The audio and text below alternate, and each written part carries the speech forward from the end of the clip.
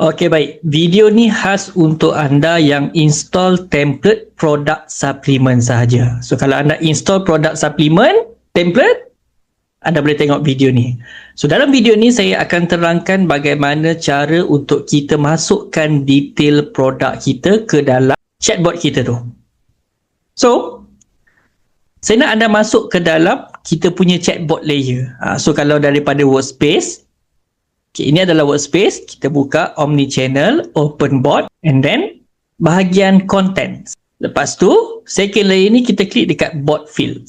Dan ini adalah product supplement. Kita klik dekat sini. So ini kita sortkan dia. Senang sikit sebab saya dah susun dah 1 sampai 12 dia punya bot field yang kita perlu isi. So, dalam bot field ini sahaja yang anda perlu adjust ataupun tukar, masukkan detail produk anda. So bot name anda masukkan nama chatbot nama chatbot anda. Saya dah bagi description lengkap lah dekat sini sebenarnya. Anda boleh baca. Okay. So cara kita nak ubah ataupun masukkan detail produk kita, kena klik button pencil dekat sebelah kanan ni. Kena klik. Lepas tu anda perlu ubah dekat bahagian sini, dekat value ni. Jangan ubah dekat sample, jangan masukkan dekat dalam sample value, tapi masukkan dekat dalam value ini. Sebagai contoh saya nak pakai Laila lah kat sini. Okay, Laila, and then klik pada button save. Yang lain semua tak payah, biarkan saja. So yang lain pun sama juga, anda perlu masukkan satu persatu lah. Default panggilan adalah panggilan yang digunakan oleh chatbot kita kepada pelanggan kita. So secara defaultnya, secara defaultnya kita akan panggil user ataupun customer kita itu sebagai cik. Tapi saya dah setting lah dekat dalam chatbot tu supaya dia akan tukar nama panggilan ni based on apa yang user tu bahasakan diri dia lah. Kalau dia panggil akak, kita akan tukarkan kepada akak dan sebagainya. So macam tu lah. Okay. And then save. Product name kita masukkan apa nama produk yang kita nak jual tu. Dia kena fokus satu sajalah, product name. Sebab template supplement, produk supplement ni dia fokus kepada single product. Multiple package tak ada masalah, tapi dia single product. Macam Kus Alhin ni, dia satu produk tapi dia ada package 1 botol, 2 botol, 3 botol. So tak ada masalah. Okay, product name.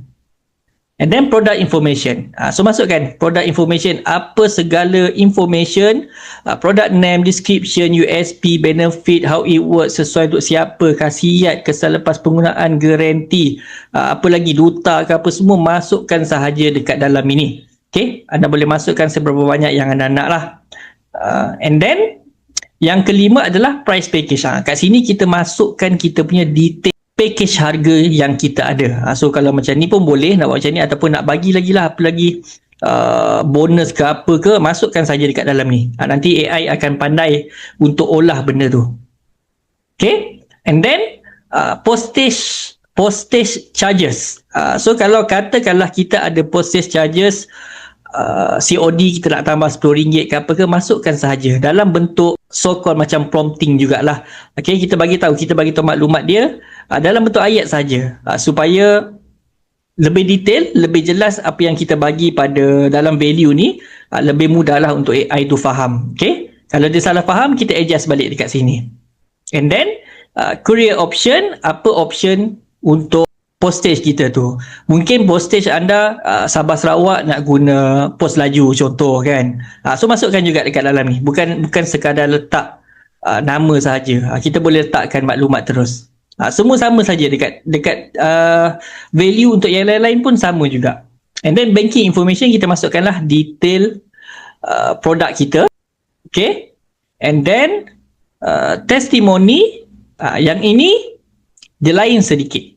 Testimoni ni anda perlu upload gambar dekat dalam sistem sepose ni dulu, nanti dapatkan dia punya link. So kita copy paste link dia dekat sini, and then kita bagi description pada dia. So description ini tak perlulah terlalu detail macam ni, just cukup untuk AI faham link ni tentang apa, gambar apa, video apa.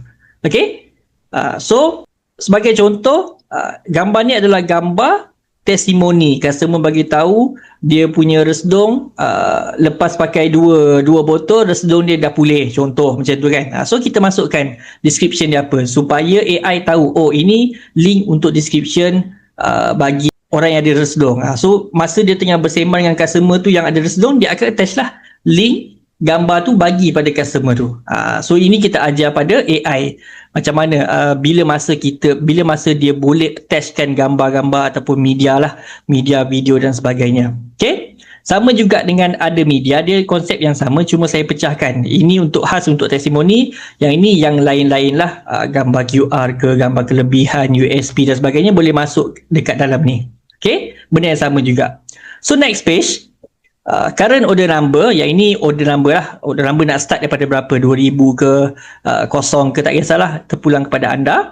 And then constraint ini hanya perlu ditambah bila anda monitor tengok chatbot tu nanti, dia tak boleh jawab macam ni. So kita masukkan dekat dalam ni, kita masukkan larangan ataupun constraint dia. Jangan sebagai contoh saya bagi kat sini lah, tak perlu suruh customer berunding dengan pakar atau tanya doktor dulu, kita terus closing je dia.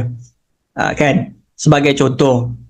So itu apa yang anda perlu masukkan. So FB tracking, conversion apa semua ni, nanti anda boleh tengok video khas untuk pixel ataupun custom conversion API daripada Facebook punya tu. Saya ada sediakan satu video khas juga. Okay, so bila anda dah set up dah yang sini, anda dah ada satu chatbot yang boleh closing pelanggan dengan baik. So nanti anda boleh ni lah tengok video yang pertama, video untuk OpenAI API, okay. Yang kedua, video untuk WhatsApp Cloud API untuk anda connectkan dengan WhatsApp, dan yang ketiga, video untuk conversion ni, conversion API ni. Kita nak masuk kat sini supaya bila ada orang order, data ROAS kita semua tu dia akan masuk. Dia akan masuk dekat dalam kita punya Ads Manager tu nanti. Alright, so itu saja dalam video kali ini. Assalamualaikum dan salam sejahtera.